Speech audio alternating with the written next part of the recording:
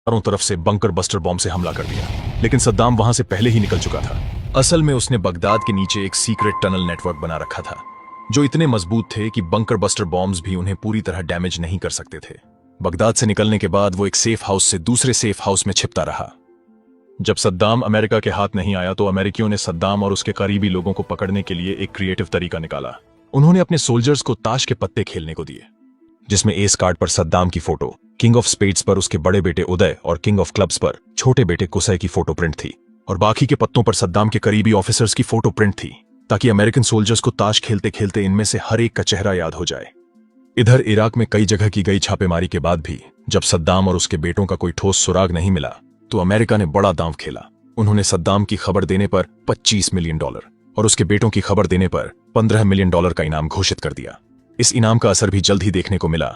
जब उदय और कुसै जिस विला में रह रहे थे, उसके ओनर ने ही पैसों के लालच में उन दोनों का इनपुट अमेरिका को दे दिया। इनपुट मिलते ही 21 जुलाई को अमेरिकन फौज ने उस विला को चारों तरफ से घेर लिया और उदय और कुसै को सरेंडर करने को कहा, लेकिन सरेंडर के जवाब में उदय और कुसै ने उन पर फायरिंग कर दी।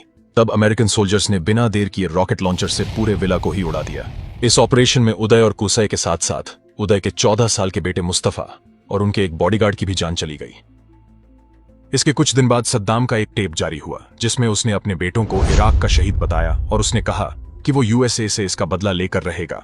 इसके बाद सद्दाम को पकड़ने की मुहिम और तेज हो गई, लेकिन कई महीने बीत गए। अमेरिकी फौज ने कई नाकाम छापे मारे, लेकिन फिर भी उन्हें सद्दाम का कोई सुराग नहीं मिला। इसी बीच एक CIA ऑफिसर एरिक मैडक्स ने सद्दाम के पुराने ड्राइवर, कुक और बॉडीगार्ड को टारगेट करना शुरू कर दिया। वे जानते थे कि इस क्रिटिकल सिचुएशन में सद्दाम इनमें से किसी न किसी के कांटेक्ट में तो जरूर होगा। एरिक मैडॉक्स ने जब सद्दाम के एक पुराने हाउसकीपर को अपनी कस्टडी में लेकर इंक्वायरी की तो उसे 2 अहम बातें पता चलीं।